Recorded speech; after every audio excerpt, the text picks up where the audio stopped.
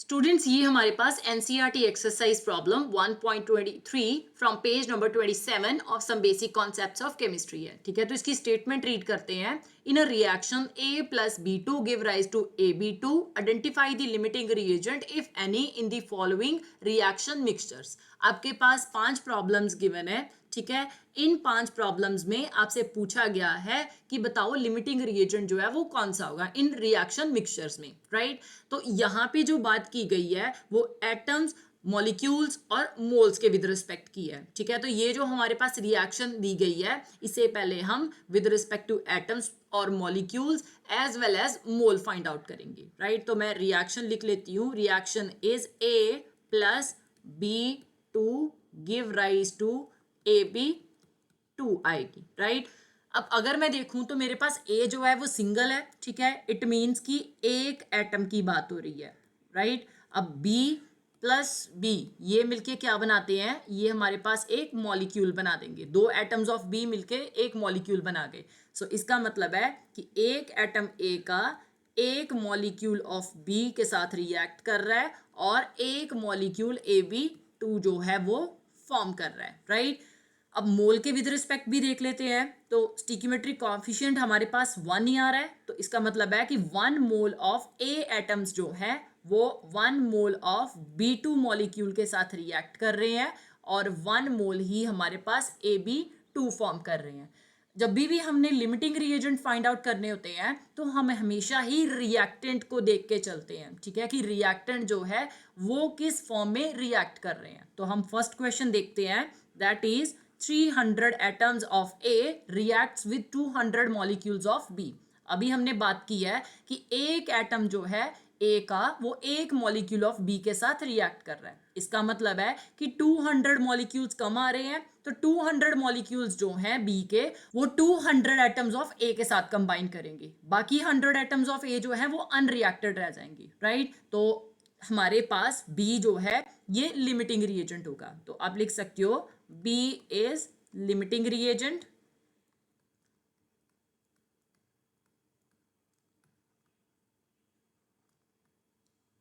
because 200 atoms of A reacts with 200 molecules of B and 100 atoms of A remains unreacted,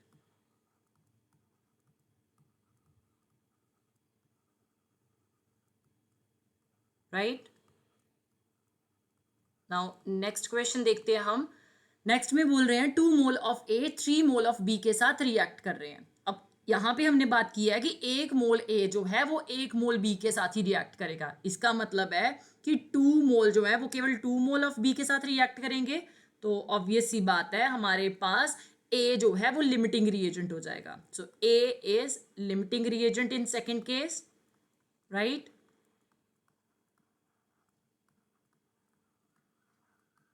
Again, because 2 moles of A reacts with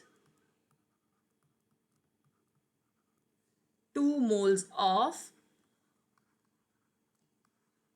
B and 1 mole of B remains unreacted,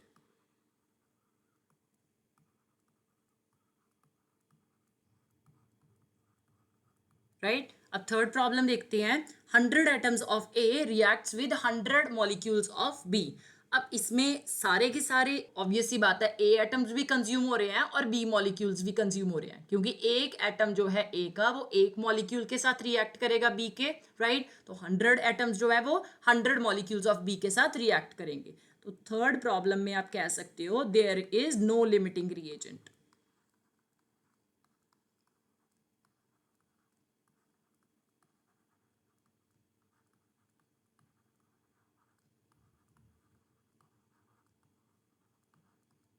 right.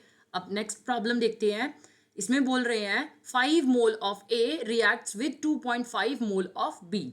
अगर हम मोल की with respect बात करें तो 1 मोल ए atom का जो है वो 1 मोल B2 मॉलिक्यूल के साथ रिएक्ट कर रहा है। इसका मतलब है 2.5 मोल ऑफ बी जो है वो केवल 2.5 मोल ऑफ ए के साथ रिएक्ट करेंगे।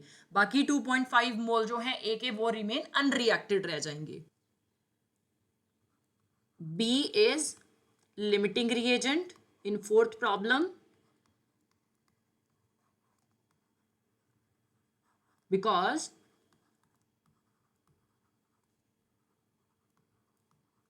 2.5 moles of B reacts with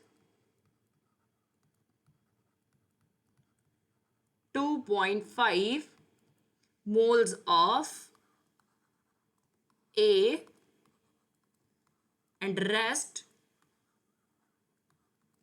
2.5 moles of A remains unreacted. Right.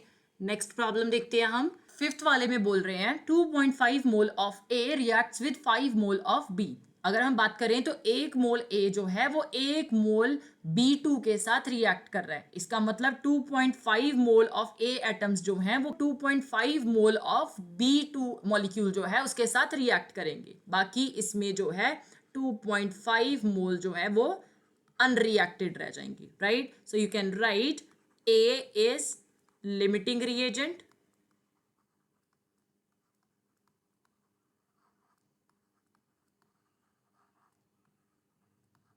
because 2.5 moles of